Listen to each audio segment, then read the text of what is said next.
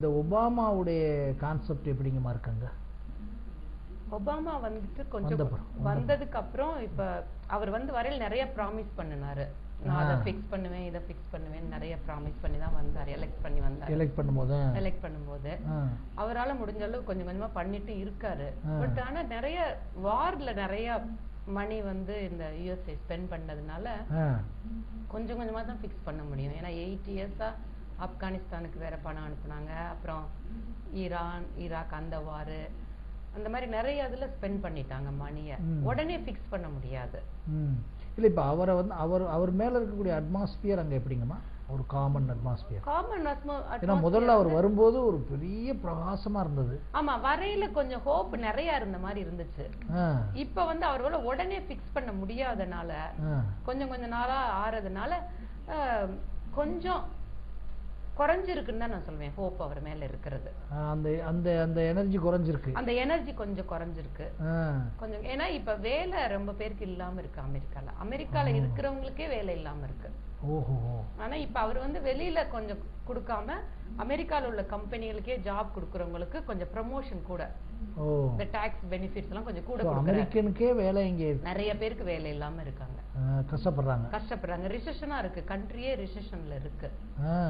இப்ப கண்ட்ரி ரொம்ப ரிசெஷனா இருக்கிறதுனால கொஞ்சம் கஷ்டம் தான் படுறாங்க. ஆமா, இப்ப இந்த பொருளாதார கஷ்டம் வர்றதுனாலமா மற்ற நம்ம இங்க இருந்து போனவங்க வந்தவங்களுக்கு எல்லாம் எந்த ரிஸ்க் இல்லையா? இருந்ததுதான் இல்ல, நிறைய பேர் அங்கிருந்து திரும்பி வந்திருக்காங்க. ஆமா, புதுசா வந்தவங்களுக்கு பூரா வேலைய விட்டு போக சொல்லிட்டாங்க நிறைய பேரை. இந்த கன்சல்டிங்ல வந்தவங்க நிறைய பேர் வந்துட்டாங்க. ஆமா, அதுக்கப்புறம் அங்க உள்ள சேனல்ஸ்ல டிவில எல்லாம் எப்படி குறைச்ச விலையில எவ்வளவு சாமான் வாங்கலாம், சாப்பாட்டு சாமான் எல்லாம் $10 ஒரு மீல முடிக்கலாம் ஒரு ஆளுக்கு. டிவில அந்த மாதிரி எல்லாம் எப்படிங்கம்மா அதை சொல்லுங்க, கொஞ்சம் நல்லா இருக்கு. ஒரு வேலை சாப்பாட்டுக்கு ஒரு ஆளுக்கு $10 $10 இங்க $400 சாப்பிடுறது எப்படி குடும்பத்துக்கு? அதுக்கு என்னென்ன சாமான் வாங்கி $400 சமைக்கலாம் ஒரு வேளை சாப்பாட்டுக்கு? முதல்ல அதெல்லாம் இல்லைங்கம்மா, அந்த மாதிரி முதல்ல இல்ல. இப்ப ஏன்னா வேலை இல்லாம ரொம்ப பேர் போறதுனால அந்த மாதிரி இருக்கு. அப்புறம் சிங்கிள் மதர்ஸ், அந்த அம்மா மட்டும் வச்சு குழந்தைங்களை வளர்க்குறவங்களுக்கு என்னென்ன ஹெல்ப் இருக்கு. அப்புறம் நிறைய கடன், இந்த கிரெடிட் கார்டுல கடன் வாங்குறவங்களுக்கு எப்படி என்ன உதவி இருக்கு, எந்த போன் நம்பர் கூப்பிட்டு எப்படி அவங்க கடனை அடைக்க வழி இருக்கு, அதெல்லாம் டிவில இப்ப வந்து நிறைய அட்வர்டைஸ்மெண்ட் போடுறாங்க. அப்புறமா இந்த ஹெல்த் நீங்க சொன்னீங்கல்ல மெடிக்கல்ல, இந்த ஹெல்த் அவேர்னஸும் ஹெல்த்ல ரொம்ப கேர்ஃபுல்லா இருக்கிறாங்களா அவங்க? ஆமா, ஹெல்த்ல கொஞ்சம் கேர்ஃபுல்லா இருக்கிறவங்களும் இருக்காங்க, இல்லாதவங்களும் இருக்காங்க. கேர்ஃபுல்லா இருக்கிறவங்க ரொம்ப கேர்ஃபுல்லா இருக்காங்க. அது கேர்ஃபுல்லா இருக்கவங்க அதிகமா இருக்குன்னு நினைக்கிறேன். கேர்ஃபுல்லா இருக்கவங்க அதிகமா இருக்காங்க. சரிங்கம்மா. அப்போ இவங்க இது போகிறதுக்கு இப்போ இந்த குடும்பத்தை பற்றி விவரம் சொன்னீங்க.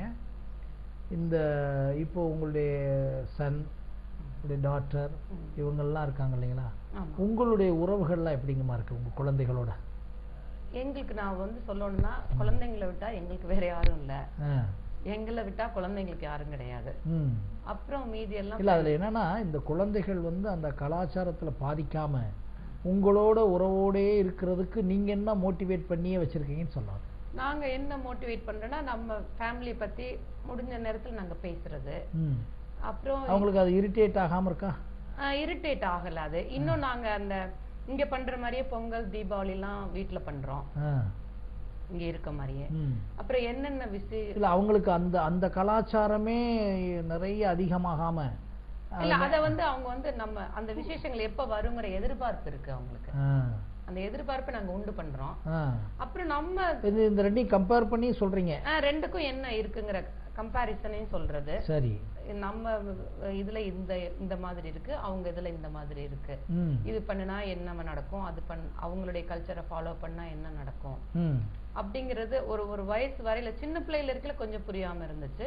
இப்ப கொஞ்சம் அவங்களாவே உணரக்கூடிய சக்தி அவங்களுக்கு வந்துருச்சு, அண்டர்ஸ்டாண்ட் பண்ணிருச்சு. இப்ப இங்க கோவில் நிறைய கோவில்கள் வேற வர ஆரம்பிச்சிருச்சு. இப்ப சொல்றாங்களே ஹிந்து கோவில்ஸ் வந்து யூஎஸ்ல நிறைய இருக்குன்றாங்களே. ஆமா, நிறைய வந்துருச்சு. ஒரு ஊருக்கு 2-3 கோவில் வந்துருச்சு. சரி, ஹிந்து கோவில் பூரா கட்டினது நம்ம தானே? ஆமா, இந்தியன்ஸ் தான் பண்ணது. கட்டிட்டாங்க. பட் அதுக்கு கூட்டங்கள் எப்படிங்கம்மா? நிறைய கூட்டங்கள் வருது. அது இப்ப நிறைய கூட்டங்கள்ன்றது எப்படி? அதை யார் வர்றாங்க அசம்பிள் ஆகுறவங்க? அசம்பிள் வந்து நம்ம இந்தியன்ஸ் தானா? சவுத் இந்தியன்ஸ் நிறைய வர்றாங்க. ஏன்னா நார்த் இந்தியன்ஸ்க்கு வந்து அவங்களுக்கு மந்திர்னு வச்சிருக்காங்க, அவங்களுக்கு தனியா வச்சிருக்காங்க. ஆமா, நார்த் இந்தியன் வந்து மந்திர்னு வச்சிருக்காங்க. நம்மளுக்கு சவுத் இந்தியன் வந்து வெங்கடாஜலபதி கோயில், ராமர் கோவில்னு 2 இருக்கு சிகாகோல. அது மாதிரி பிட்ஸ்பர்க்ல ஒரு வெங்கடாஜலபதி கோயில் இருக்கு. நியூயார்க்ல சிவன் கோயில் இருக்கு. மீனாட்சியம்மன் கோயிலே ஹூஸ்டன்ல இருக்கு, கட்டியிருக்காங்க. அதுக்கு போறாங்க வருஷத்துக்கு ஒரு தடவை.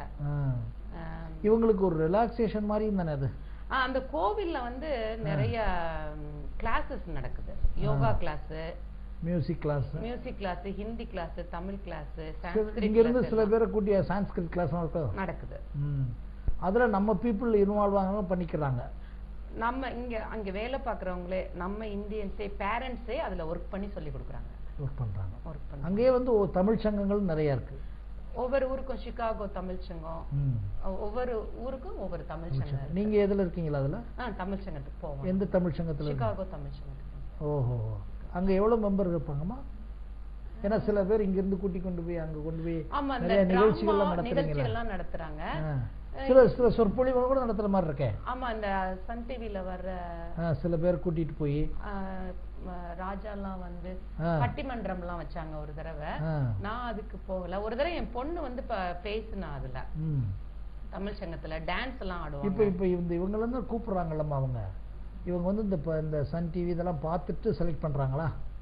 எதுல இருந்து? இந்த சன் டிவி, இந்த ராஜாவெல்லாம் மாதிரி சன் டிவியை பார்த்துட்டு தான், இந்த ஸ்பீச் பார்த்துட்டு தான். சன் டிவி அங்க ஃபுல்லா இருக்கா?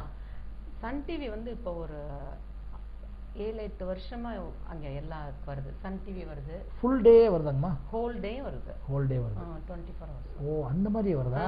இங்க மாதிரியே தான். இதே மாதிரி இங்க டே டைம் எங்களுக்கு வந்து மாறி வரும். Okay okay. வேற வந்து இப்போ இந்த ஸ்பிரிச்சுவல் சைட்லங்கம்மா, இப்போ நம்ம குரூப் ஆஃப் பீப்புள் வந்து இந்த எல்லா ஆன்மீகம், கடவுள், எல்லா கடவுள்களையும் கும்பிடுறாங்க. இப்போ அவங்க வந்து கிறிஸ்டியானிட்டி, ஐ மீன் இயேசு அல்லது அன்னை, இது இந்த ஸ்பிரிச்சுவாலிட்டியில எதுவும் டிஃபரன்ஸ் இருக்கா அவங்களுக்கும் நமக்கும்? அங்க வந்து ரிலிஜியஸ் இதுவே கிடையாது அந்த நாடு. இந்த மாதிரி நிறைய இங்க வெறித்தனமான பல விஷயங்கள் இல்ல, அங்க வந்து ரிலிஜியஸ் இதுவே கிடையாது. ஏன்னா எல்லா ஊர்ல இருந்து ஆள் வந்திருக்கிறதுனால ரிலிஜியஸ் சம்பந்தப்பட்ட எந்த இதுவுமே அந்த ஊர்ல பேஸ்ட் கிடையாது. ஓ, இந்த அதாவது ரிலிஜன் சம்பந்தப்பட்ட வேற என்ன எல்லாருமே ஃபாலோ பண்ணாலும், எல்லாருமே அவங்கவுங்க ரிலிஜனை ஃபாலோ பண்ணாலும், ஏன்னா ஜூயிஷ் இருக்காங்க, முஸ்லிம்ஸ் இருக்காங்க, ஹிந்து இருக்காங்க, கிறிஸ்டியன்ஸ் இருக்காங்க, இன்னும் எனக்கு தெரியாத ரிலிஜன்ஸும் இருக்கு, நிறைய இருக்கலாம், ரஷ்யால இருந்து வந்திருக்காங்க. ஆனா பட் இதனால எந்த ப்ராப்ளம் வராது. ரிலிஜியஸ் ப்ராப்ளம் அந்த ஊர்ல வரக்கூடாது, வராது. ஏன்னாக்க இந்த முன்னாடியாவது கொஞ்சம் கிறிஸ்மஸ்